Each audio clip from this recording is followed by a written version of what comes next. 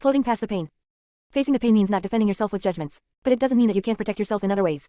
Aside from accepting the waves and waiting for the rest periods, your best protection against pain is distancing. You put space between yourself and the pain using either images or words and float past the hurt. A well-known ride in Disneyland provides a concrete illustration of floating past. A riverboat slowly navigates around an island. Various scenes come into view. One scene depicts an Indian. 260. I'm still not okay. Massacre. The log cabin is burning. A pioneer family lies grotesquely murdered in the yard. Nothing moves. Slowly the boat floats around a bend and the death scene passes out of sight. This is how you can float past pain. You know it will be over in a while. You merely have to wait it out. Slowly, inexorably, you are moving past the hurt, the wrongness. Here are some ways to get distance while you float past. Visualize the pain. Give it a shape, a color. Make it as ugly or weird as you like. Take some deep breaths. With each breath, see it move further away. You are floating past and it is further and further behind you. Keep focusing on your breathing as the pain slowly disappears. Send in your imagination. Step outside of yourself. You can see how bad you feel. You can see how you struggle with the pain. See your face. See the position of your body. Imagine the pain like a red glow in your body. It will fade in a while. Take deep breaths as you watch the red glow diminishing. Imagine that the hurt is passing as the glow gradually fades. When you are ready, go back inside yourself. Breathe deeply. Focus on your breath, on the rhythm, the sensation of clean air coming into your lungs. Notice how your body feels at this exact moment. Experience where the tension lies and relax any areas of tightness in your body. Do not listen to negative thoughts that may get triggered by negative feelings. Think only of relaxation and breathing until the painful feelings pass. See a mental picture of yourself days or even years from now when this pain is long since over. See yourself looking confident and relaxed. Say to yourself, these are old feelings, they come whenever the situation happens. I will survive them. I'll float by till the worst of it passes. Anchoring to the good times. As you have already discovered, talking back to the deeply held not okay feeling isn't easy. That's because your not okay feelings are anchored to the memory of many negative interactions with your parents and other significant people in your life. When you try to talk back to the feelings, the struggle comes down to words against images. And in that contest, images often win. The answer is to use anchoring to your own advantage. You can combat the not okay. 261. Self-esteem. Feelings with a technique that helps you re-experience times when you felt confident and good about yourself. The term, anchoring, comes from neurolinguistic programming, a communication model developed by Richard Bandler, John Grinder, Leslie Cameron Bandler, Judith Delzier, and others. They consider an anchor to be any stimulus that consistently evokes the same response. If you think of your Uncle Albert every time you see a Hawaiian shirt, then Hawaiian shirts are an anchor for you. The shirt is the stimulus, and your memory of your uncle is your concise tent response. Most of your anchors are involuntary, the result of sensory associations formed automatically as you live from day to day. But you can form voluntary anchors, conscious associations that you can use to improve your self-esteem. The key to using anchors to foster self-esteem is to choose a simple stimulus and an intense response. In the anchoring exercise that follows, the stimulus is a touch on the wrist that you can administer to yourself at any time. The response is a feeling of confidence and self-acceptance based on a memory or a fantasy. Take a moment right now to sample this easy but very powerful exercise. 1. Sit in a comfortable position, in a place where you won't be interrupted. Rest your hands in your lap, but keep them slightly separated. Close your eyes and take a moment to relax your body. Scan your body from head to toe and consciously relax any tight places you feel. 2. Keep your eyes closed and go back in time. Go back and picture a time when you felt successful or especially confident. Find a time when you felt very good about yourself. When you see that time, take a deep breath. Notice every thing about that time, the sights, the sounds, the tastes and smells and feelings. See how you looked, how others looked. Hear the confidence in your voice, hear the praise from others. Let yourself feel the confidence and self-acceptance. If you have difficulty finding a memory that produces strong feelings of confidence, create fantasy images that have the same effect. See yourself at some future time looking and feeling confident and worthwhile. Don't worry if the fantasy seems unlikely or unrealistic. It's the feeling of confidence you're after. 3. When your images are clear enough to make you feel confident, touch your left wrist with your right hand. Touch it firmly, in a particular spot that you can easily remember. 262. I'm still not okay. You are anchoring your feeling of confidence to this touch on your wrist, and you want to be able to exactly duplicate that touch later on. 4. Repeat this sequence with 4 other memories or fantasy scenes. When your mental scene has created a strong feeling of self-worth, touch your wrist in precisely the same way. Here's how a barber named Jack used anchoring to combat his feelings of worthlessness. He searched his memory for some good time when he felt confident and worthwhile. He remembered that once his 5th grade teacher had pinned his drawing of a desert scene up above the blackboard, as an example of good artwork to guide the rest of the class. He concentrated on the look and sound and smell of that classroom until he felt the same warm glow in his chest and the same feeling of pride and accomplishment that he had felt at age 11. At that moment, he touched the inside of his left wrist to anchor the memory.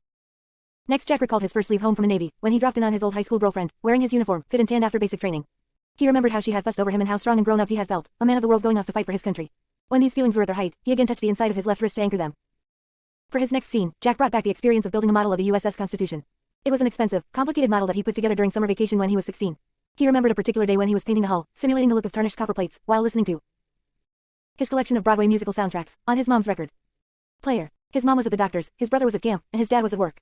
He had the house to himself and was totally enjoying himself. Jack remembered thinking that he was good with his hands. There wasn't anything he couldn't make or learn to make. He sang along with the records, admiring his own voice and his memory for song lyrics. When this feeling of contentment and liking himself was intense, Jack touched his wrist to anchor the good time. Jack couldn't think of another strong memory, so he chose a fantasy scene. He saw himself opening his own shop, Total Hair Care for men and women, in an elegant downtown location. He saw himself working at the first chair, with 5 other operators ranked behind him, looking to him for leadership, depending on his style sense and business acumen. He saw himself counting the till at the end of the day, sharing out the tip kitty and throwing in $50. 263. Self-esteem. As a bonus to the staff, he saw the admiration and appreciation in the other hairdressers' faces and heard their thanks. When the feeling of success and competence was strongest, he touched himself on the wrist to anchor the feeling. When Jack caught the bus to work the next day, he felt the familiar feeling of being a nobody creeping over him. But he remembered that he now had some firmly anchored resources with which to fight back. While riding the bus, he touched his wrist and was pleased to notice that the bad feeling retreated. He didn't laboriously run through all the scenes all over again. He just got a mental glimpse of crayons, his old Navy uniform, a tiny bottle of copper paint, and the hum of electric hair clippers. More important, he had some contact with the feelings of pride, strength, competence, and success. After you have anchored to your own personal good times, you can touch your wrist whenever you need to fight the not okay feeling. Your positive memories or fantasies are resources that you can call up anytime you need them. You need only touch your left wrist with your right hand and they will help you neutralize that feeling of wrongness. Now you have more than words to fight with. You can combat negative feelings and images with a touch that anchors you to positive feelings and images. The option of therapy. Sometimes the not okay feeling proves extremely difficult to overcome. If you have tried many of the techniques in this book and the feeling remains, do not think that your situation is beyond hope. Self-help books are not the answer for everyone. Many people require the help of a trained psychotherapist to change these long-standing negative feelings. Research indicates that psychotherapy is extremely effective with problems of self-esteem. A relationship with a therapist who sees your strengths and who accepts your less than perfect qualities can make enormous changes over time. Do not be afraid to seek help. Sometimes it is essential that you get the support of another person who cares and has the knowledge to guide you through a change process. 264. 15. Core beliefs. The fundamental building blocks of self-esteem are your core beliefs, your basic assumptions about your value in the world. Core beliefs determine to what degree you see yourself as worthy, safe, competent, powerful, autonomous, and loved. They also establish your sense of belonging and a basic picture of how you are treated by others. Negative core beliefs formulate the rules you use daily that say, because I am stupid, I should not talk in meetings, or, I can never drive a stick shift because I'm so incompetent. Positive core beliefs affirm that you can master algebra because you are smart and capable of learning, or that you can ask for a raise because you are worth it. Your inner monologue is profoundly affected by your core beliefs. Don't try to fix that plug, you'll probably electrocute your self. Your inner monologue, in turn, serves to strengthen and reinforce your core beliefs. When you tell yourself constantly that you're stupid, you convince yourself that this is true. By the same token, if your self-statements reflect a basic faith in your intelligence, this core belief will be confirmed and solidified. Core beliefs are the very foundation of your self-esteem. They largely dictate what you can and cannot do, expresses your rules, and how you interpret events in your world, expresses your inner monologue. Core beliefs are frequently distorted by early trauma and deprivation. In response to hurt or rejection, you may have come to see yourself as flawed or unworthy. Because no one mirrored back your value, now you may simply fail to see it. Changing your core beliefs requires time and effort, and yet changing them will fundamentally alter your view of yourself and self-esteem. Your environment. Shifting negative core beliefs in a more realistic direction is like replacing a funhouse mirror with a non-distorting one. Instead of looking like a 3-foot geek, you see yourself as normally and properly proportioned. Help for identifying, testing, and modifying negative core beliefs can be found in the works of Aaron Beck, 1990, Donald Meichenbaum, 1986, Jeffrey Young, 1990, and Matthew McKay and Patrick Fanning, 1991. If you are in crisis, a victim of child abuse, or lack self-motivation, seek the guidance of a mental health professional to assist you in putting these techniques to work. Identifying core beliefs. Becoming aware of negative core beliefs is the first step toward changing them. Like the studs and floor joists of a house, core beliefs aren't readily apparent, but everything else rests upon them. If you feel stupid, incompetent, ugly, like a failure, or bad much of the time, you may not be immediately aware of the beliefs creating these feelings. But a great deal of what you do, what you think, and what you feel will be a direct consequence of beliefs whose hidden influence touches every quadrant of your life. To heighten your awareness of your core beliefs, you need to start keeping a monologue diary. Such a diary gives you the opportunity to record your inner monologue, your self-statements, at times when you're feeling upset, angry, depressed, guilty, and so on. This may not be easy at first. It can be very difficult to catch yourself in the act of thinking negative thoughts. Such thoughts can be so ingrained that you must make a particular effort just to sort them out from the other, background noise, in your life. Many PLE have trouble, too, differentiating thoughts from feelings. As you'll see in the example below, feelings can usually be summarized in 1 or 2 words: incompetent, inadequate, defeated, whereas thoughts are more complicated, like fragments of overheard dialogue. Taken together, your thoughts comprise your own inner monologue. They serve to reinforce and confirm your basic core beliefs. Keep the monologue diary for 1 week. Use it to uncover your core beliefs by identifying situations in which your self-esteem was particularly low, you felt boring, unattractive, worthless, bad, a failure, stupid, incompetent, deeply flawed, and so on. Carry the diary around with you so that you can record these situations, thoughts, and feelings as close as possible to the time they occur, when everything is still fresh in your mind. 266. Core beliefs. Monologue diary. Example. George is a divorced father, a toolmaker by trade. Starting date, Friday, October 2. Situation. I was working on jammed and broke. Billy scraped the hell out of his arm trying to learn to ride his bike. Talks with boss about his broken die. Can't get to sleep worrying about work, kids, Sarah. At the grocery store, lady behind me in line asked if she could go ahead. Then her husband showed up with another cart full of groceries. Self-statements feeling stupid idiot. Always messing up. Quote. Incompetent. Useless 7. Why weren't you watching better? Can't do anything right. These kids would be better off without you. Inadequate. Defeated, angry. He knows I messed up. I'll never get that raise. Dumb jerk. Talks like you don't have a brain in your head. You'll never be good enough for them. I open my mouth and look stupid. Always cause trouble. Don't know how to behave around women. Oh. Refinement. No wonder Sarah left me. Hopeless. What a chump. People can see you're a pushover. You might as well be wearing a sign that says, kick me. Angry. 267. Self-esteem. Monologue diary. Starting date. Situation self-statements feeling. 268. Core beliefs. Use the blank form on the facing page as a basis for your own monologue diary. Make at least 15 photocopies before you begin. Alternatively, label 3 columns in a notebook. This may be more convenient to carry around. You can use the same notebook for subsequent exercises, outlined in this chapter. Note the date you start and finish. Make sure that you keep your diary for an entire week. Laddering and theme analysis. Whenever you can't remember pieces from your inner monologue, use visualization to recall the specific details of a situation. See Chapter 12. Visualization will stimulate your memory and help render an accurate account of your feelings and self-statements. After you've recorded your self-talk for 1 week, you can analyze it to uncover the core beliefs that may be fueling much of it. You can do this by using the techniques of laddering and theme analysis. Laddering reveals core beliefs through questioning statements in your monologue diary. The questions provide a way to search systematically for the beliefs that underpin your self-statements. To use laddering, first select a statement from your inner monologue. To continue with the example of George, what a chump. Using a blank sheet of paper, write a question that carries this statement to its logical extreme. Then follow this with another question that analyzes your answer to the first question in terms of its personal meaning for you. For the first question, use the format, what if? The second question should be stated as, what does that mean to me? Now begin the process of answering the questions, finishing up each round with a repetition of, what does that mean to me? Like the rungs of a ladder, this process of repetition will lead you downward into the depths of the core beliefs underlying each self-statement. Here's how the process worked for George. What if I am a chump? What does that mean to me? It means that people will always take advantage of me. What if people will always take advantage of me? What does that mean to me? It means that I'll always get the short end of the stick. What if I always get the short end of the stick? What does that mean to me? It means that I'm a victim. What if I am a victim? What does that mean to me? It means that I'll never succeed in anything I try to do. 269. Self-esteem. George was able to stop here. He'd reached the core belief underlying his overheard thought, what a chump.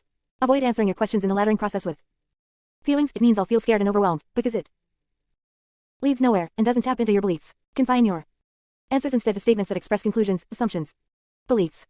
The other technique for revealing core beliefs is theme analysis. This process involves searching for a theme that repeats itself during many of your problematic situations. George saw incompetence or stupidity as a theme in many of the situations that made him feel uncomfortable. Cracked eye. Son hurt. Being chewed out by boss. Susie, a homemaker and part-time nurse, read over her list of problematic situations that triggered anxiety or depression. Buying a second-hand car. Phil not being turned on by me. Trying to ask for a raise. Trying to deal with complaints about my daughter's behavior at school. Questioning a doctor's orders for the patient's benefit. When Susie read this list, she recognized a basic belief that she is powerless, that she is incapable of solving problems, getting her needs met, or successfully handling a challenge. Her corresponding self-talk confirmed this core belief of being powerless, weak, just a woman. Just a homemaker. It'll be wrong. He'll never listen to you. It's like shouting in the wind. You can uncover core beliefs by analyzing your diary in this manner. Search for themes pervading problematic situations and write them down. Learning your rules. The following exercise will help you identify the unspoken rules you've developed to keep your feelings and behavior in line with your core beliefs.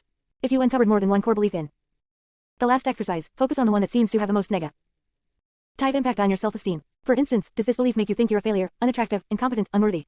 It's time to work on changing this belief. Unfortunately, a core belief is so subjective that you cannot test it directly. But you can test the rules derived from it, flowing from 270 core beliefs. Each core belief is a blueprint for how to live your life, how to avoid pain and catastrophe. For example, if you believe that you're a failure, your rules might include the following: never try anything hard, never ask questions, never expect to get ahead, never try out for sport teams, never quit a job, never challenge another's opinion. If you believe that you are unworthy, rules for living might include the following: never ask for anything, always work extra hard, never say no to anything, always strive to be perfect, never admit a fault or mistake, never initiate contact with someone you find attractive. You can identify the rules derived from a particular core belief by completing this exercise. Step 1. Write your core belief at the top of a page. Step 2. Read the basic rules checklist below. For each item on the checklist, ask yourself, if my core belief is true, what are my rules for this situation? What must I do or not do? Be honest. Ask yourself, what things do I do to cope with this belief? In what ways do I protect myself from pain and catastrophe in this situation? What feelings or behaviors do I avoid? How am I supposed to act? What are my limits? Your answers define your basic rules for living. Write them down off the top of your head, without censoring yourself. You might want to make photocopies of the blank checklist, so that you can use it to explore several core beliefs. Basic Rules Checklist. Adapted from Prisoners of Belief by Matthew McKeon. Patrick Fanning, New Harbinger Publications, Inc. 1991. Dealing with other people's anger. E needs, desires, requests. E disappointment, sadness. E withdrawal. Registered praise, support. E criticism. Dealing with mistakes. Dealing with stress, problems, losses, risk-taking, trying new things, challenges, conversation. Expressing your registered needs. E feelings. E opinions. 271. Self-esteem. Anger. Scent, pain. E hopes, wishes, dreams. E limits, saying no, asking for support, help, being. E alone. E with strangers. E with friends. E with family. Trusting others. Making friends. E whom to seek. E how to act. Finding a sexual partner. Sent whom to seek. E how to act. Ongoing romantic relationship, sex. Work, career. Dealing with children, health, illness, recreational activities. Traveling. Maintaining your environment, self-care. Susie, the nurse, discovered her own rules for living, using the Basic Rules Checklist as a guide. Dealing with other people's anger. To keep the peace, agree with Phil when he gets angry. Expressing your needs. Don't push Julie to clean her room. Don't ask for help from Phil or Julie. Expressing your opinions. Don't rock the boat on the ward. Expressing your anger. Don't report physician incompetence. 272. Core Beliefs. Expressing your limits. Don, T. Confront the teacher at Julie's school. Dealing with stress, problems, losses. Don't make any decisions or try to solve problems on your own. Sex. Don't try to interest Phil in having sex when he hasn't been the initiator. When Susie finished her list of rules, she went on to list the catastrophic predictions that enforce each one. Rule: catastrophic predictions: agree with Phil. He'll walk out and leave me. Don't push Julie. She'll turn away, reject me, maybe run away. Don't rock the boat on ward. I'll be labeled a troublemaker. They'll cut my hours. Don't report incompetence. They'll fire me. Doctor will be angry. Don't confront teacher. She'll take it out on Julie. Don't ask for help. They'll be resentful and rejecting. Don't make decisions. I'll do the wrong thing. Make it worse. Don't try to initiate sex. I'll be humiliated. Phil will reject me. All of your rules are supported by belief that something awful will happen if you break the rules. These catastrophic predictions make it very frightening to challenge your rules. These predictions grew logically during times of dependency and danger, during childhood or during an abusive relationship, for instance. But they may no longer be legitimate assumptions. They need to be tested for their current validity, and if they are no longer valid, more objective, positive rules and beliefs can be formed. Testing your rules. After listing your catastrophic predictions under each rule, follow these 5 guidelines for selecting a rule to test. We use Susie again as an example. 1. Choose a rule for which it's easy to set up a test situation. It will be easy for Susie to question the rule. Don't push Julie to clean her. 273. Self-esteem. Room. All it requires is an assertive request. Don't report position. Incompetence would be harder, because Susie is forced to wait passively for that situation to come up. 2. Choose a rule that allows you to test the core belief directly. Don't rock the boat on the ward. ISNT good rule to test. Even if Susie complains and gets away with it, in other words, nothing bad happens, the experience doesn't have much relevance to Susie's belief that she is powerless. Don't make decisions on your own, is a better rule to test, because successful decision-making is the opposite of being powerless. 3. The rule should include a clear prediction of a behavioral response, yours and others, not just subjective feelings. Don't try to initiate sex.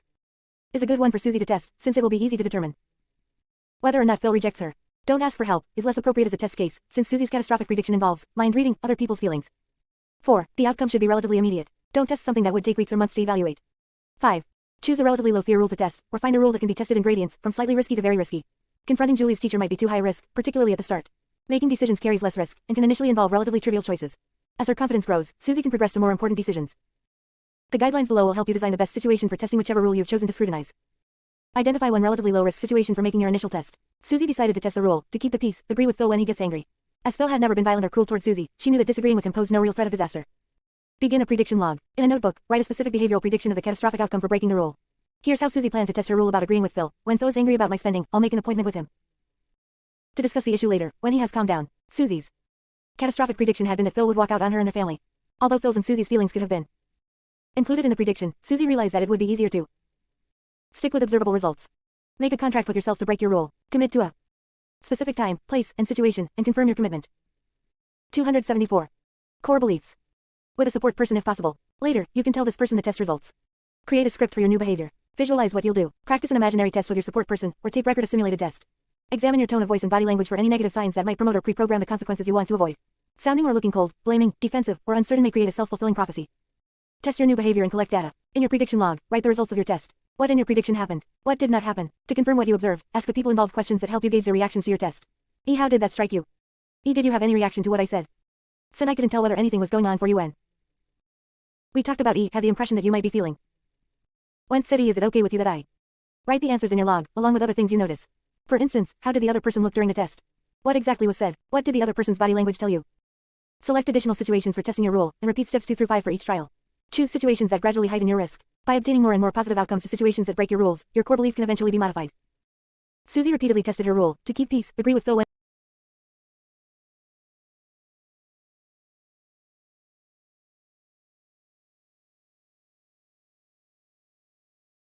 Susie repeatedly tested her rule, to keep peace, agree with Phil when he gets angry. She discovered that Phil continued to overwhelm her with his firm opinions, but not as drastically as she had supposed. He left the house for an hour during the first test, but the abandonment she anticipated never happened. She also began testing the rule, don't ask for help from Phil or Julie. They seemed irritated and resistant at times, but Susie's catastrophic prediction never came true. She also found that, about 3/4 of the time, she got what she asked for. As Susie explored the validity of her rules to a greater extent, her tests became both more spontaneous and more risky. She scripted situations that confronted Phil's anger more often. As her self-esteem improved, she revised her core belief rules relentlessly. Keep testing your rules. You'll experience setbacks along the way, but your prediction log will show you an objective, measured. 275. Self-esteem. View of the risks involved when you break your rules. Having this measured viewpoint to counter your fears will help keep you on track. New core beliefs. After you have challenged enough rules and recorded your results in the prediction log, it's time to rewrite the core belief you've been testing. Note anything that has turned out to be completely false, and include balancing realities, things you've learned about yourself that shift or soften the old negative belief. If a belief remains largely true, note exceptions. Remember George. He believed that he was stupid and incompetent. He blamed his own inattention for his son's bike accident. George's rule had been, don't take Billy places because you can't watch him well enough. He'll get lost or hurt. Because George and Billy's mom were divorced, this rule meant that George chanced little contact with Billy. This was having a devastating effect on their relationship. After George began testing the rule with more adventurous outings, he was able to rewrite his core belief. If I'm careful, I can be a responsible father. I do okay taking care of Billy. In 15 Saturdays, he's had a few normal problems. But I've never lost him, and nothing really bad has ever happened. Susie rewrote one of her core beliefs also. I am capable of solving problems and making decisions, and I am able to state my needs, particularly with regard to Phil and Julie. Some really big challenges, such as dealing with serious problems at the hospital. Remain scary, but I'm more and more able to deal with anger. Especially fills and conflicts. Use these examples to follow the same steps used by Susie and George to modify a deeply held core belief. Your series of tests and trials may take several weeks, but be patient. The results will be well worth the effort. New beliefs mean new rules. Now that you've modified an old core belief, you need to change some of the rules that grew from it. Put your new rules in the form of affirmations about yourself. Write them in the first person, I can deal with conflict, instead of, you can deal with conflict. Keep your affirmations short, positive, and simple. And be sure to put 276 core beliefs them in the present tense, I make good decisions, rather than, I will make good decisions.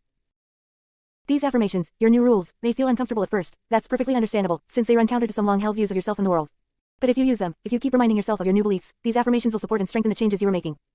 Here's how Susie's old rules compared with her new affirmations. Old rules, new rules. 1. Agree with Phil. 1. I can deal with conflict. 2. Don't push Julie. 2. I expect Julie to do the reasonable things I ask of her. 3. Don't rock the boat on 3. I speak up about things that the ward are important. 4. Don't report incompetence. 4. I take risks for what's right. 5. Don't confront Julie's 5. I speak up about things that teacher are important. 6. Don't ask for help. 6. I can ask for what I need. 7. Don't make decisions. 7. I have good judgment. 8. Don't be the initiator. 8. I can initiate sex when I in sex want to. As you write your new rules, they may seem to belong to a new person, a more positive person than you've always imagined yourself to be. It's true that working on your core beliefs changes you dramatically. For this reason, you may feel mistrustful of your new rules. One technique that can help you confirm your new rules is an evidence log. Like the prediction log described earlier, the evidence log is a tool that will help you believe in the validity of the changes you're making. All it requires is some blank pages in a notebook and some careful observation on your part. The confirmation provided by the evidence log will strengthen your confidence in your new beliefs and rules. The evidence log. Use your evidence log to record interactions, events, or conversations that support and confirm your new rules and beliefs. On the left side of a page, write date, then a heading that says, what? 277. Self-esteem. Happened. On the right side, write another heading that says, what it means. For example, here's Susie's entry in her evidence log for her new core belief, I am a strong woman with some weaknesses. Date, what happened, what it means. 10/8 made the major scared but confident. Never decisions on the head, done anything on my own kitchen remodel. Like that before, I can work with contractors, develop plans, and stick to a budget. I've done a really good job. 10/14 reported, I worry I will lose my job, but anesthesiologist who 1 a.m. doing what is right, was drunk during protecting my patient. Surgery. 10/15 ask for help, but I can get more support from a difficult patient. My coworkers, I feel more confidence that they'll help without resenting me. Strengthen your new core belief by testing its rules and recording your outcomes in your evidence log. Persist in confirming your new rules, but at first set safe parameters around the situations in which you test them. For example, test your rules with the cooperation of a supportive friend, in low-risk environments, not at work, or in places and situations in which you feel perfectly safe. Later, as your confidence and self-esteem grow stronger, you can widen the parameters of your tests to include less safe or supportive arenas for action.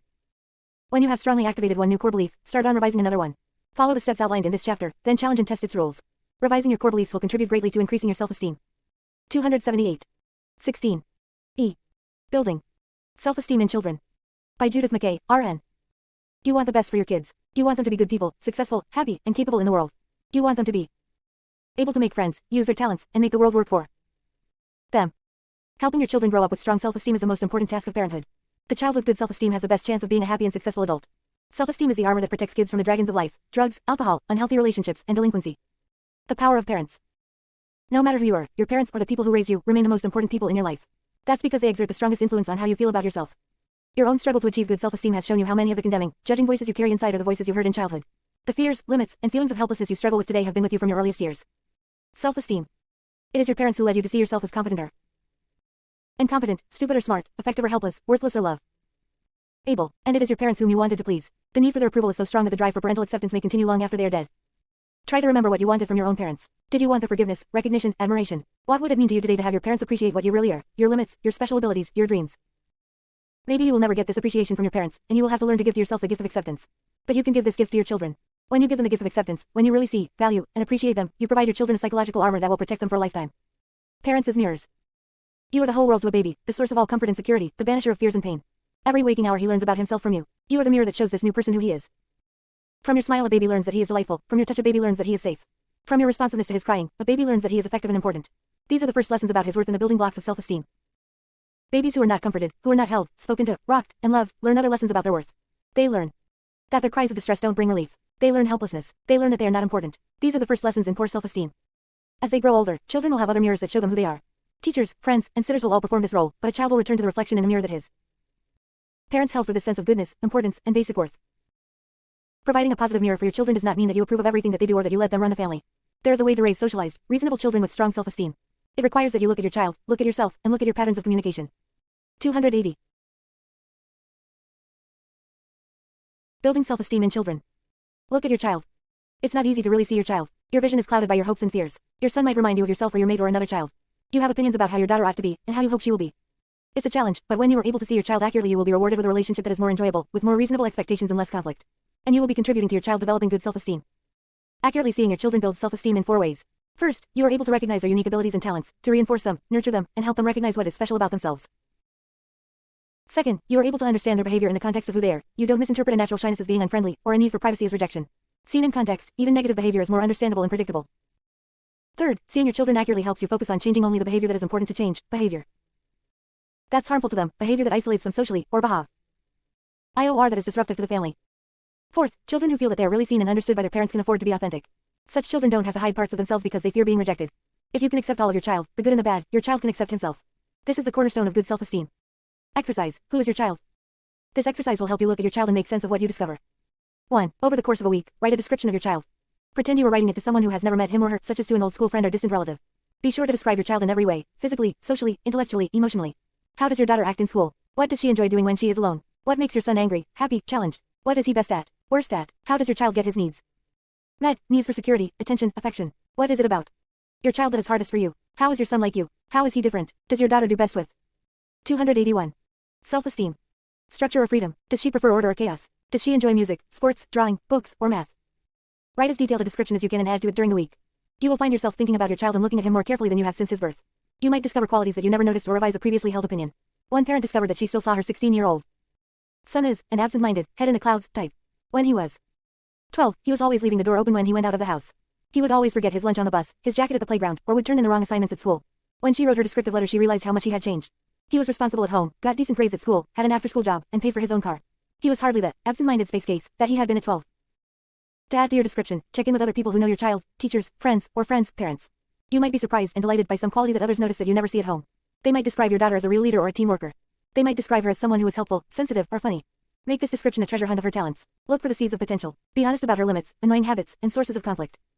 2. Now go through the description and underline your child's positive and negative qualities. You will construct 2 lists. The first will have all the positive qualities, talents, abilities, interests, and potential areas of growth that you want to nurture. The other list will include negative qualities, limits, potential problems, and bad habits. This is a partial list written about Jane, a 12-year-old gymnast who was popular with her friends.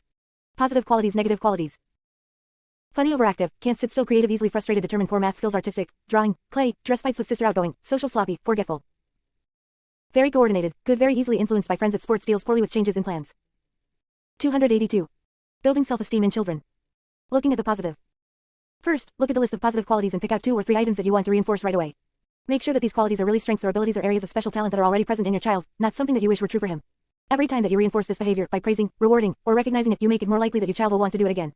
Reinforcing real positive qualities is an important strategy in building self-esteem. Here are 3 things you can do to reinforce positive qualities. 1. Notice examples of ability, talents, skills, interests, and the like in many different circumstances. How does your child show it at school? How does he show it at home? Point it out to him. Your child might not be able to see these abilities on his own. You sure are a good problem solver. You arrange the flowers like a real artist. It's beautiful. It took someone with a lot of coordination and balance to climb that tree and unsnag the kite. 2. Find frequent occasions to praise your child. And don't forget to praise her to others for her ability. The language of praise will be discussed later in this chapter. Display your child's work, trophies, stories, or Play-Doh sculptures. Tell the story of a dilemma and how she solved the problem. Recount how patient, inventive, determined, or creative she was. Make your child the hero of the story. 3. Give your child an opportunity to show his ability frequently. He needs many chances to develop it, improve it, strengthen it, and count on it. To develop any ability, a child needs lots of practice, be it swimming, reading, or thinking. These 3 steps will reinforce positive behavior. Your child will learn to value these talents and see himself as capable and special in these areas. Even when your child is struggling in other areas, he can still feel okay, since he is extra good at something. After reinforcing these behaviors for 2 weeks, come back to the list and find 2 or 3 other items and reinforce them as well. Soon you will get used to finding the special positive qualities in your child's everyday life. Because you see your child in a positive way, your child will start to see himself that way too. The internalized parental voices, the voices that nurture or destroy self-esteem, will be warm with praise and appreciation. And your child will develop the ability to nurture his own self-esteem. 283. Self-esteem. Looking at the negative. Every action your children make is an attempt to meet their needs. This is true whether or not the behavior is successful at meeting their needs. This is true whether or not the behavior is acceptable. A child who picks fights with siblings, shows off in an obnoxious way, baby talks, or acts regressively, needs something. It might be more attention, or less pressure, or more challenge. A son who is defiant might need you to set consistent limits on his behavior, or he might need to make more choices in his life. A daughter who nags or whines might need your exclusive attention for a moment so that she can express what she really wants and feel that you are hearing her. In many cases, if you can determine what need is being expressed, you can help your child meet the need in a more appropriate way. Try this exercise. For every item on the negative list, ask yourself these 3 questions. 1. What need is being expressed by this behavior? 2. Can I see a positive quality being expressed by this behavior? 3. How can I help my child express this quality and meet her needs in a more positive way? One parent described his daughter as stubborn and inflexible, willful and bossy. First he looked for a need that was being expressed by this behavior. He saw that his daughter had a great need to control what happened to her. Instead of seeing her with the negative label, stubborn and inflexible, the parent reframed her behavior in a positive way. He saw a determined and independent child who had a strong opinion about how things ought to be. After giving it some thought, he decided on 3 strategies to help this child express independence as well as meet her need for control. 1. Give her a choice whenever possible. Do you want to do your homework now or after dinner? You can watch 1 hour of TV. You decide what you want to watch. 2. Reinforce the positive, appropriate ways she expresses her determination and independence. You really stick to your guns when you want something. I like that. 3. Recognize how hard it is for her to accept disappointment. It took a lot of guts to keep trying even though the other kids were so much bigger. I'm really sorry you didn't make the team. 284. Building self-esteem in children. Of course things won't always go her way just because she's determined, and at times she will have to go along with others even if she is independent. But disappointments and frustrations are easier to accept when children feel that their parents know and accept who they are and that their efforts and difficulties are being recognized. Jamie's parents observed that she had a hard time settling down to do her homework or to practice the piano. She was always fidgeting, drumming, fighting with her sister, or finding any excuse at all to get up and move around. What need was being expressed? Jamie had lots of physical and nervous energy. It was enormously hard for her to just sit still. By the end of the school day she needed to run around. Instead of seeing her energy as a problem, her parents realized that it could be an asset if channeled in a positive way. If she had an opportunity to be really active after school, she might be better able to settle down to home. Work after dinner. Jamie's parents decided to initiate a number of changes to make sure that she met her needs and used her energy in a positive way. Jamie was encouraged to join an after-school soccer team where her energetic style of play was appreciated, and her success in this sport gave her better self-esteem and confidence. Jamie was allowed frequent breaks while she was doing her homework, since sitting longer than 1/2 hour made her fidget. She actually got more done in less time because she had better concentration after taking a break. Instead of piano lessons, Jamie took drum lessons and on the weekend had a judo class. There she learned discipline and control, while using her energy in another positive way. Behaviors to ignore. Look again at the items on the negative list. Are some of these items really a matter of taste, preference, or personal style? Don't waste your time or energy in changing these attributes. They are best left alone. No amount of nagging or reminding will make a shy child outgoing, or an awkward child graceful. Forget about hairstyles, clothes, taste in music, and so on. Harping on these things won't produce change. Instead, you are likely to spoil your relationship with your child. Some of the behaviors that annoy you may be related to your child's age or to the culture he lives in. For instance, 8-year-old boys imitate macho superheroes. 12-year-old girls are often boy crazy. Teenagers commonly push the limits in their quest for autonomy. Nagging about how your teenager looks or decorates his room creates more conflict and little change. Do set limits to protect your child and save your sanity, but focus on the more important issues. 285. Self-esteem. A special challenge, the child who is different. You might have a feeling that one of your children would have fit in better in a different family. Where did he come from? You ask yourself. He is a sensitive artist in a family of athletes, the shy one in a family of social butterflies, the slow learner in a family of scholars. It's a real challenge to see your child for what he is and not just for what he is not. If you try to make him fit the mold, your child will feel frustrated and unhappy and end up believing that something is wrong with him. If you recognize and value his unique talents, a child who doesn't fit in can still feel good about himself and have high self-esteem. Martin was an unathletic child in a family of all-stars. His father was a local football hero and coached the school team. His brother won 3 school letters for track, baseball, and football. His sister competed in track and swimming. Though Martin was not athletic, he was very talented mechanically and he loved music. When he was young, he would take things apart and try to fix them. He was always asking how something worked. When he was 10, he fixed an old record player and gathered a collection of opera records from garage sales and junk stores. He built his own radio to listen to concerts and over the years taught himself about the great operas and a lot about classical music. But his parents never knew about these accomplishments. His father felt frustrated. He was available to help Martin with batting practice and weight training, but since Martin wasn't interested in these things, father and son had little contact. Despite his abilities, Martin grew up with poor self-esteem because he felt like a failure in that family. Although his parents didn't put him down, they never really put him up. It took many years for him to find himself and find others like himself who valued and encouraged his natural ability. If your child's strengths are really different from the family norm, it may be difficult for you to even recognize them. Martin's dad thought he was moping around his room instead of getting out in the sun and playing sports. He also felt inadequate when Martin asked him questions that he couldn't answer. How does the radio work? He never had a chance to share his knowledge about sports with his son. Exercise. If one of your children seems not to fit the family norm, try this exercise. Write a brief description of the ideal kid, the one who would fit the family norm more closely. What does this child look like? How does he excel? What are his interests? 286. Building self-esteem in children. Personality traits, likes and dislikes. List this ideal child's qualities and compare them to qualities you listed for your real child. Put an A next to the qualities that are alike and D next to the qualities that are different from the ideal child. Note that different does not mean negative. An attribute can still be a positive one even though it is different from your ideal. 1. Look at the items marked and see if you can change your focus from what your child isn't into what he is. If your son doesn't like things you'd prefer, record what he does like. If he's not good at skills you value, write down what he is good at. If your daughter is weak in math, find out what subject she excels in. English, debate, track, music. 2. Do your child's different qualities have something you value? At their root, for instance, both Martin and his dad were very analytical. Martin's dad was analytical in the ways he observed his students. That's what made him such a good coach. He could watch a kid pitch a baseball and tell him how he needed to change his stance, his arm, or his focus in order to be a better pitcher. Martin expressed his analytical ability in another way. By the time he was 15 he could fix just about anything mechanical and diagnose what was wrong with a car by listening to the engine. 3. Revise your child's positive and negative lists to include your new discoveries. When children are different from the family norm, it is especially important to recognize, reinforce, and acknowledge their differences in a positive way. To not recognize a child's potential can make him miss an important opportunity for self-esteem and accomplishment. Nancy's parents never valued her ice skating. Instead, they thought of it as babyish and self-indulgent, a waste of time and money. Nancy's ability as a skater won her a scholarship, and she started to compete in local meets. Nancy's parents never attended the meets and resented the time it took from her academic work. They often threatened to make her quit if she neglected her studies. With her parents' support and acknowledgement, she could have been a contender, but without it she was discouraged and dropped out without ever realizing her potential. When you are reinforcing the positive qualities in a child who is different, make sure that you include some qualities or talents that are different from the family norm. Tell your child how he is special in his differences. You're the one who can fix anything, I'm all. 287. Self-esteem. Thumbs. You're the one in the family who can be really creative. What would we do without you? You can also emphasize the ways that he is alike or similar to the family, even if he expresses that quality differently. It will enable him to feel less like an outsider even if he is different. We are a family of artists, 3 musicians and 1 dancer. We all like to learn new things. Some of us learn better from books, and some from experience. A child in your own image. Your child might remind you of yourself, either how you are now or how you used to be. If your child has your negative qualities, you might be excessively sensitive to them. As a parent, you should be careful not to fall into the trap of focusing on the negative behaviors that are a matter of taste or preference or something that your child has little control over. Anne was a fat child. After years of dieting, she has finally managed to keep her weight down, probably wearing a size 7. When her daughter Heather started getting chubby at 8 years old, Anne had a hard time not nagging and reminding her about food at every meal. Anne did take steps to eliminate junk food from the house and provide good low-cal meals at home, but she realized that Heather would deal with her tendency to gain weight in her own time. If your children have your positive qualities, you might have a strong reaction when they don't achieve or apply themselves or accomplish the things that they are capable of. In reinforcing positive qualities in children who are very much like you, include the ways that they are different and the ways that they express similar qualities in a different way. For example, Clara is smart like her mom and is well in school, but she is more interested in science and history and better at verbal skills than writing skills. These differences should be noticed and reinforced. All children want to be seen as unique and feel that they have permission to grow in their way. Listening. I never tell my mom anything, says 16-year-old Carla. She's hopeless. I come home from school, and she's usually reading the paper or doing the crossword puzzle. She asks me how my day was, but I can see she's not really listening. She says she can listen in. 288. Building self-esteem in children. Read at the same time, but I know that's a load of crap.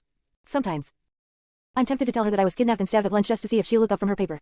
Sometimes she'll get up and walk into the kitchen to start dinner right in the middle of our conversation. It really turns me off. Carla's mother is not alone. Many well-meaning parents find themselves listening with half an ear. You get home from work, and there are so many things competing for your attention. The other kids, the chores, the phone, the dog. You might just be too tired to be a good listener. Yet it is essential for the self-esteem of your child that you do find the time to listen, and to listen in a way that communicates your interest and caring. When you stop and listen to someone, you are saying to that person, you are important. What you say matters to me. You matter to me. How to listen to your kids. 1. Make sure that you are ready to listen. You might need a half hour to catch your breath after coming in from work in order to feel centered. You might be worried about having just chipped a tooth, or you might be absorbed in a sports page. You might be watching the last few minutes of your favorite TV program. You need to be able to take care of some of your own needs before you can be a good listener. 2. Give your child your full attention. Even if it's for 5 minutes of checking in after school before she runs out to play, put the paper down, turn off the TV, sit down, and be there. 3. Minimize distractions. If the phone rings, answer quickly and arrange to call the person back. Tell the other kids, Phil and I are talking now, I'll help you find your sweater in a little while. Your child might need privacy, away from the other kids, if he is telling you something personal or embarrassing. If you can't eliminate distractions, then tell your child so and plan a time to talk later. I'm worried about Mindy, she's an hour late coming home from school. I just can't be a good listener now. Let's find a time after dinner when we can talk. 4. Be an active listener. Ask questions, clarify situations. Respond, and look at your child. Give your daughter all the cues that you are interested in her story. Remember the names of her friends and the names of their pets. Ask for updates on the previous day's concerns. She will feel important because you listen to her and remember the things that concern her. 289. Self-esteem. 5. Invite your child to talk. Some kids will pounce on you as you walk in the door, they are full of news and chatter. But there may be at least one child in a larger family who has difficulty competing for verbal space. Even if this child doesn't demand your attention, she may still need it. Make a special time together devoted to her alone. Start the ball rolling by asking some open-ended questions, then follow your child's lead. This is not the time to discuss her poor grades, or complain about her messy room. What to listen for. 1. Listen for the point of the story. As your son is talking to you, ask yourself, what is the reason this is important to him? What is he trying to tell me? Is he telling you about his plans? Or that he was successful in solving a problem? Is he telling you that he was strong and brave? Or that he was embarrassed, angry, and confused? Give feedback to the point of the story and don't distract yourself with the details. 14-year-old Susie tells her mom about the day at school. She's very excited and talking a mile a minute. I was late for my second period class because I forgot my math book in art class. So the teacher told me I'd have to make up the quiz during lunch period, which was really a drag because that meant that I wouldn't be able to find Kim, who owed me lots of money. Now I was stuck without lunch money or lunch period. So I decided to go back to the gym to try to find the jacket I left there yesterday, and I saw this guy practicing free throws all alone on the basketball court. I sat and watched him for a while and he seemed to like having an audience. So I stayed. After a while we started talking and I told him how bummed out I was about missing lunch and losing my jacket. Anyway, he had a Coke and he shared it with me. He's rad, I hope he liked me. Listening to the story, Susie's mom might easily miss the point. She might be dismayed at Susie's forgetfulness, forgotten math book, lost jacket. She might be angry at her missing a quiz. She might be irritated at her losing her lunch, lending money to Kim, going hungry, hanging out in the boys' gym, and the rest. But the point of Susie's story is that she met a nice guy. She was excited and wanted to share her excitement with her mom. 2. Don't feel that you have to fix things. The hardest challenge in listening to kids is to keep from making suggestions, giving advice, or solving the problem. You know how annoying and frustrating it is to talk to someone who interrupts mid-sentence with a solution.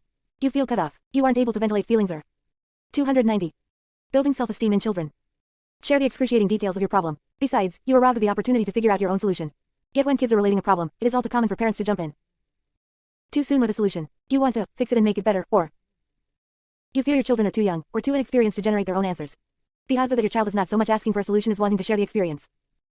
If appropriate, after your child has plenty of time to ventilate, you can help him explore solutions to a problem. If your child is able to come up with his own solution, it will do more for his self-esteem than having you fix it. Besides, this problem may not have a solution.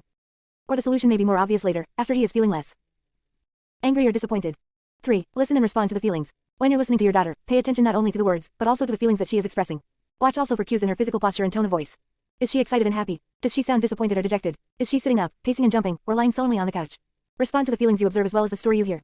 I can see how excited you are about the party. You can hardly sit still. Why is it so special to you? For a young child, it will often be necessary to help her find the words to describe what she feels. It sounds like you are angry because you didn't get a turn. Angry and sad, is that what you feel? Accepting your child's negative feelings. It's very upsetting to hear your child express feelings that you wish were not true. Your son hates his brother or his stepfather or he is angry at you. Your daughter rebels against what you think she ought to do and rejects what you feel is important. It's tempting to try to cut your child off when he is expressing any strong negative feelings, but putting a lid on a boiling cauldron of feelings will not make them go away. Children are often afraid of their own strong feelings. They sometimes become overwhelmed by anger or frustration, jealousy or fear. If their feelings are labeled bad, or if they are made to repress, deny, or cover up their feelings, the result can be 1. Lowered self-esteem, I must be bad to feel this way. 2. Inauthentic behavior, I have to put on an act to be acceptable to my parents. If they knew how I felt they might abandon me. And 3. Losing touch with all feelings, the positive as well as the negative. Joy, excitement, affection, and curiosity will be muted along with anger, jealousy, and fear. 291. Self-esteem. Remember that feelings can't be created on demand or banished when inconvenient. A child whose strong negative feelings are acknowledged and who is given support to express them in an acceptable way can eventually let go of those feelings. He doesn't have to sulk, hold a grudge, or brood about things. It is only when bad feelings have room for expression that good feelings can be fully enjoyed. Here are 5 common reactions that parents have that make children deny their feelings. 1. Deny that the feeling exists. Your elbow doesn't hurt, it was just a little bump. Say what the child should feel. You should love your brother. Compare a child with others. Jimmy doesn't act that way at the dentist. What's the matter with you? Respond with ridicule or sarcasm. Are you going to cry again just because you can't do it? What a baby. Use threats and punishment. If you feel that way every time you strike out, then you should just forget Little League this year. Here are some ways you can help your child deal with strong negative feelings. 1. Encourage your children to express their true feelings in a safe, accepting environment. Provide the privacy and time to let them tell you how angry, sad, or frustrated they are. If your son is angry at you, try not to get defensive or talk him out of it. You can acknowledge feelings without apologizing or giving in. I hear how angry you are at me. I know you don't like to be told what to do. I hear how much you want to sleep overnight at Sheila's house, but you can't go tonight. Help your children find different ways to ventilate. Encourage little children to growl, hit a pillow, or stamp their feet to express angry feelings. A child often needs to tell a story over and over again for real catharsis. Older children might draw a picture or write a letter or telephone a sympathetic friend to tell them what happened. Sports and strenuous physical activities can provide another outlet for strong feelings. Encourage your children to use their imagination to express their feelings. What do you wish you could have said or done to that bully? How big will you have to be to run? 292. Building self-esteem in children. Faster or jump higher than she can. Do you want her to disappear? Be invisible. 4. Share a story about yourself in a similar predicament, feeling similar things. I remember when I was your age, my sister used to sneak into my drawers and borrow things. I was so mad. Your child can feel that she is not alone in her feelings and take comfort that you understand. But be careful when sharing a story about yourself that you don't become the focus of the conversation, or that you use the story to minimize the child's distress. 5. Be a good role model in how you deal with your own strong feelings. Share some of your own coping skills. 6. Help your children feel good about themselves even in the face of defeat or disappointment. You didn't win the race, but your butterfly stroke has really improved. Once you get more speed you will be unstoppable. Even though you were lost and scared, you had the good sense to ask a sales lady for help. How did you think of that? The language of self-esteem. The most powerful tool you have as a parent to build good self-esteem is the language you use. Every day, in the hundreds of interactions you have with your children, you mirror back to them who they are. Like a sculptor's tools on soft clay, your words and tone of voice shape their sense of self. For this reason, it is vital that the feedback you give, both praise and correction, is couched in the language of self-esteem. Feedback that enhances self-esteem has 3 components. 1. A description of the behavior. The language of self-esteem is a language of description. You describe the behavior without judging the child. In this way, you distinguish between the child's worth and his behavior. This is an important distinction. Your son is not a good boy because he shares his toys. He is not a bad boy because he hits his brother. He is good because he exists, because you love and care for him, because he is special to you. Sometimes he is able to do good, helping or sharing or achieving. Describing behavior, what you see, what you hear, what happened gives children accurate feedback about how they act and how their actions affect others. But by not labeling children bad or good, you uncouple such appraisals of their behavior from their basic value and worth. 293. Self-esteem. 2. Your reaction to the behavior. The language of self-esteem is a language that shares something about yourself. You share your appreciation, enjoyment, and delight, or your disapproval, annoyance, or anger. You communicate your reasons for wanting something done or your reaction to a situation. It is easier for children to meet expectations and avoid conflict when they know why people around them react as they do. 3. Acknowledgement of the child's feelings. The language of self-esteem validates your child's experience. Your daughter's efforts are appreciated, whether successful or not. You've acknowledged her predicament and motives, her confusion or carefulness. She feels seen and understood even when being corrected. In the sections that follow, these 3 components of feedback are applied to the process of praising and correcting your child. Praise. Your approval is what shapes behavior. Pleasing you is what motivates your children to learn everything from language to table manners. When you praise your kids, they get the message that they're okay and that what they do is acceptable and appreciated. But using the language of self-esteem and praising children does far more than communicate approval. It gives your children something to take away with them. Your children learn to recognize what is special, what they did that they can take pride in. They can learn to praise themselves and to recognize and value their own efforts and talents. Consider the case of Joey. He proudly shows his dad a painting that he made in school. His dad is effusive. What a gorgeous painting. I love it. You're terrific. But Joey never learns what his dad likes about the painting. As a result, Joey can't later remember and say to himself what was good about his accomplishment. Using the language of self-esteem, Joey's dad might have said something like this: "This is terrific. I see a house and a boy and bright flowers." Description. One like the colors you chose in those swirling clouds, and I see how carefully you drew the pockets on the boy's pants. Reaction. You must have worked very hard on it. Acknowledgement. Let's hang it up and show mommy. Share feelings when you praise. If you share something about yourself with your children, they begin to learn what is important to you. They know more about your needs and moods, and they know how to please you, or avoid you when you're on the warpath. For instance, you appreciate that your son makes his bed in the 294. Building self-esteem in children. Morning, you like a neat room. You are glad when your daughter is able to occupy herself when you are on the phone, you hate being interrupted. Sharing reactions such as these with your child mates. You understandable, rather than arbitrary. You cease to be an unpredictable person blowing hot and cold without reason. Arlene is waiting for David, her 14-year-old, to get home from school. She needs him to babysit so that she can leave for a dental appointment. As David walks in the door, Arlene speaks sharply, glad you're home in time. I was sure you'd forget. I've got to go now, bye. David can see that his mother is nervous, and he wonders why. He didn't forget and he got home on time, so what's bugging her? If Arlene had remembered to use the language of self-esteem, she would have shared more of her feelings. Thanks for getting back in time. Description. One was so afraid you'd forgotten. Reaction. One know you'd rather hang out with your friends after school. Acknowledgement. One especially appreciate it today because I have a dental appointment and I always get so nervous. Reaction. This form of praise enables David to learn something about his mom and himself. Mom was nervous and edgy this morning because of her dental appointment. His success in remembering to get home and the sacrifice of leaving his friends was recognized. He also gets to see himself as a dependable person who comes through as needed. Be generous with your praise. Find as many opportunities to sincerely praise your children as you can. Praise helps kids see themselves in the most positive way, not just how they are, but how you believe they could be. They get validation for their best selves. Overpraise makes children uncomfortable. Your daughter knows that she is not the smartest kid in the class, a real genius. She may have been able to do well in the math test today, but your overpraise makes her feel pressure to shine every day. When she eventually gets A, B, or C on a test, will that make her stupid, a real dunce? Some parents report theirs as praising their children for something good because as soon as they draw attention to what the child did well, she will do the opposite. This phenomenon is due to overpraising. The tension of being overpraised is too much to bear. Your daughter is more comfortable being herself than the best little girl in the world.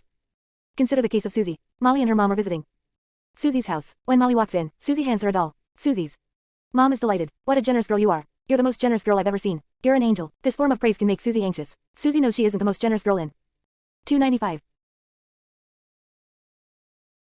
Self-esteem. The world. Maybe she was feeling generous, or just distracting Molly from a more precious toy, or maybe softening her mother up so that she will let Susie buy ice cream later. In any case, when Susie doesn't share, does that make her the most selfish little girl in the world? If Susie were praised using the language of self-esteem, it might sound like this: how nice. I appreciate your letting her play with your doll. Description, reaction. Sometimes it's hard to share special toys. Acknowledge intent. This kind of praise allows Susie to feel good about sharing without feeling that her identity is at risk if she doesn't share. Avoid backhanded praise. A backhanded compliment mixes praise with insult. It gives children praise for what they did well, but at the same time reminds them of earlier failures. No wonder it doesn't make them feel good to receive it. Backhanded praise. Your hair certainly looks better than it did this morning. Real praise. One like the way you fake combed your hair. Backhanded praise. That's pretty good considering how you waited to the last minute. Real praise. You did a good job, and you did it very quickly. Backhanded praise. It's about time. Real praise. I'm glad you got it done. Backhanded praise. You did it, boy was I surprised. Real praise. Congratulations, I knew you had it in you. Good job. Correcting your child. Nowhere is the careful use of language more important than when correcting a child's problematic behavior. Children who are spoken to abusively tend to verbally abuse others, including their parents. Children who are given corrections without reasons tend to be less reasonable. Children whose efforts are not recognized resent being misunderstood. Children who are not given clear statements of what is expected of them feel defeated and hopeless about doing anything right. It is very difficult for a child to develop a sense of worth when his behavior has inspired anger or annoyance from others. Parents are teachers as well as mirrors to their children. They need to teach their kids to control impulses, take responsibility, resist pressure, and be considerate of others. This learning process depends. 296. Building self-esteem in children. On your ability to use the language of self-esteem in all your feedback. If corrections take place in the form of rejection or insult, your child won't be open to new information or have any desire to do the behavior right. Although your child might obey, he will feel resentful, defeated, resistant, and angry. Giving correction using language of self-esteem allows your children to get the point of correction and change their behavior without having to feel like a bad person. The language used in correcting children is very similar to the language used in praising children. It involves these 4 steps. 1. A description of the behavior in non-judgmental language. This room is still not straightened. The dishes were still in the sink this morning. The report card indicated you cut English class 9 times. 2. A reason for behavior change. Make it simple and to the point. I'm tired now. I worry when you're late. She is expecting us on time. 3. Acknowledgement of the child's feelings or effort, predicament, or motive. I see how angry you are. Maybe it seemed like the only choice you had. You must have felt really pressured by them.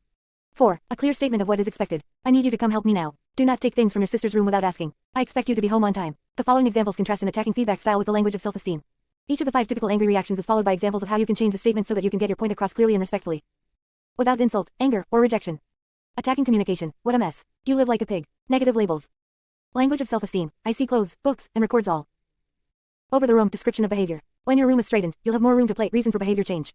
You probably don't know where to start. Acknowledgement of feelings. I want the clothes in the hamper, books on the desk, and records put away in the next half hour. Statement of expectation. Attacking communication. Stop bugging me. Can't you ever play by yourself? Rejection. 297.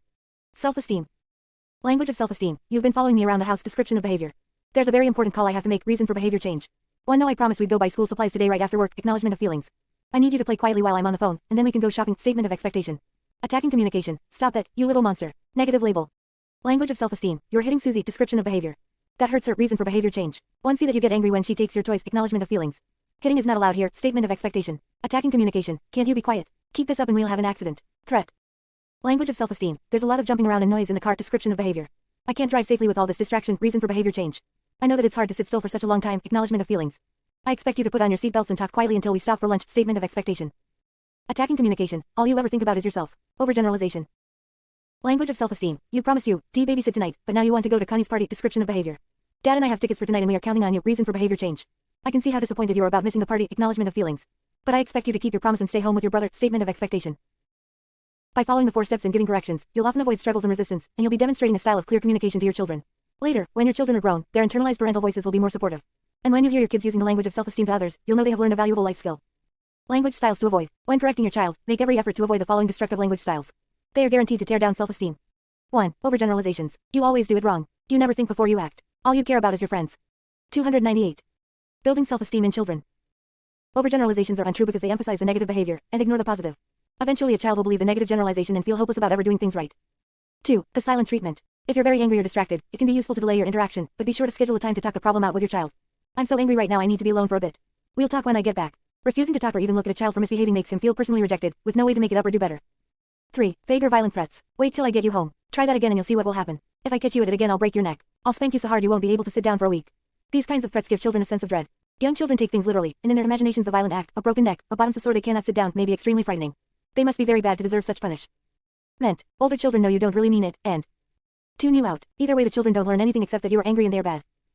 Changing the way you give children correction might not come easily at first. You may find yourself slipping into the same old style of labeling, judging, threatening, or nagging. Don't be discouraged. As you become proficient with the language of self-esteem, your relationship with your kids will improve and you'll feel increasingly free of the old conflicts, impasses, and resistances of the past. The following 3 exercises will help you tune into how you use language and help you learn new habits of communication to build self-esteem. 1.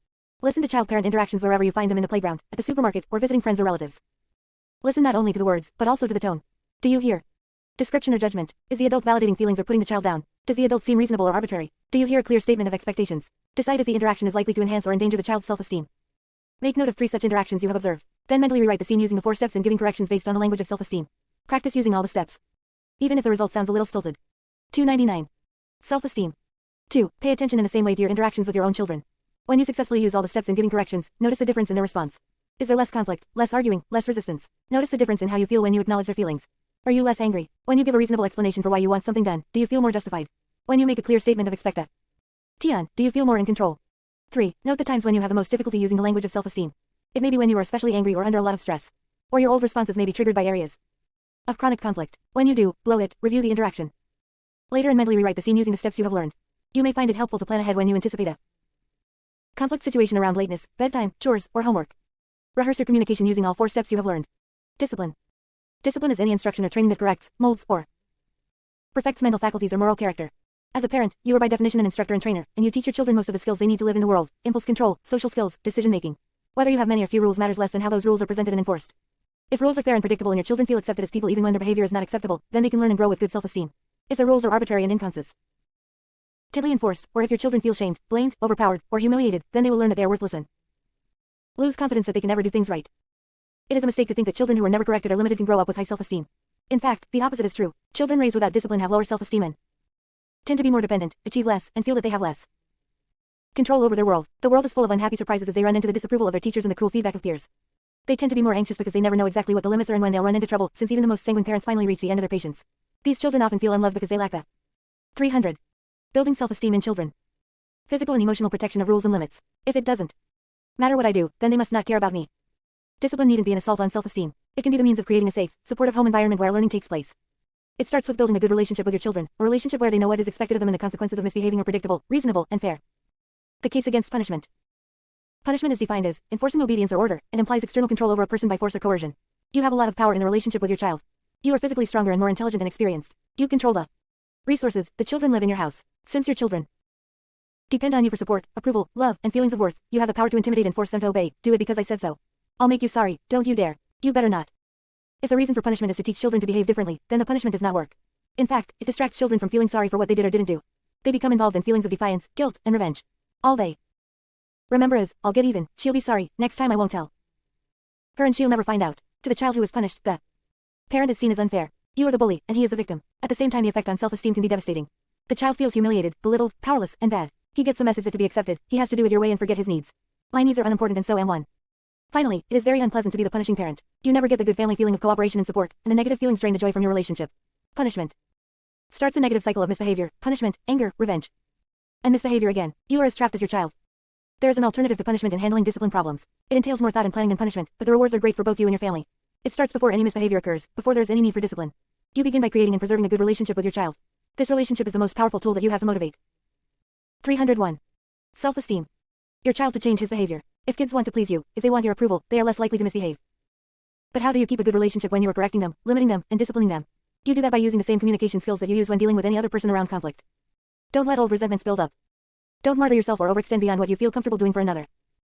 Communicate clearly using the language of self-esteem, without accusing or attacking. Avoid mind reading, guessing another's motivations or needs. Deal with one problem at a time, avoid throwing in the kitchen sink. Acknowledge the other person's feelings, problems, or needs. Make it easy to do it right. When you make it easy for children to behave well, their self-esteem grows. They learn to see themselves in a positive light, as cooperative and helpful, and they feel successful in being able to please you. Here are some suggestions to help your child meet your expectations. 1. Be sure that your expectations are reasonable and appropriate for your child's age. It is not reasonable to expect that your 3-year-old daughter won't spill her drink. Her coordination is simply not that well developed. Nor would you leave your 12-year-old son alone in the house all weekend. It's not reasonable that he would be able to handle that kind of responsibility. Having reasonable expectations for the child's level of maturity avoids conflicts and disappointments. Plan ahead. When you know that a situation will be difficult for your children, do what you can to help them cope. A long car ride can be made more bearable for everyone if you take along some toys and a snack. Children are less likely to be patient, pleasant, or flexible when they are tired or hungry. If you plan ahead and anticipate their needs, you make it more likely that they will be cooperative. Be clear about your expectations. Your daughter is more likely to meet your expectations if you define clearly what you. 302. Building self-esteem in children. Mean by, be good at grandma's house. Be sure to tell her specifically not to jump on the furniture, touch the knickknacks, or fight with her brother. Focus on the positive. Use every opportunity to praise and reinforce good behavior and effort. When correcting a child, point out the good as well as the bad. Acknowledge what your son did right as well as what still needs doing. If he feels that he is partially successful already, it will be easier for him to try harder to get it right. I really liked your short story about our trip, but your handwriting makes it hard to read. I want you to copy it over in your very best handwriting so that your teacher will enjoy reading it tomorrow. Provide choices when possible. Providing choices gives children a sense of control. As a consequence, they resist less. We have enough time to go on one more ride before we go home. You decide which one it will be. Provide rewards. Getting to stay up a little later or going out for a special dessert can be just the added incentive to help a child change an old habit. If you wake up on time for a whole week, we can go out for Sundays after school on Friday. If you can keep baby average this quarter, I'll pay for half of your ski trip at Christmas. The goal that the child is working towards should be achievable with reasonable effort. The reward needn't be extravagant. Even a gold star or a decorative decal on the top of a good science quiz can be an effective incentive. Involve your child in solving problems. What are the chronic behavior problems or conflicts in your family? For some families, bedtime is a problem, and for others the morning routine of getting the kids up, dressed, fed, and out the door is a struggle. Some families have difficulty getting their children to finish their homework. Others struggle with siblings who borrow from each other and don't return the possessions. There might be conflicts of use of the family car, phone, or stereo equipment. Sometimes you can simply ask your children if they have any suggestions about how a problem could be solved. You might be surprised at the creativity of their solutions. By just making your children part of the process, you will change their perspective about the problem and make them more interested in resolving it. 303. Self-esteem. Another way to involve a child in the problem-solving process is through a family brainstorming meeting. The goal of the meeting should be to find a solution that everyone can live with, so the session should not become a gathering where you lay down the law.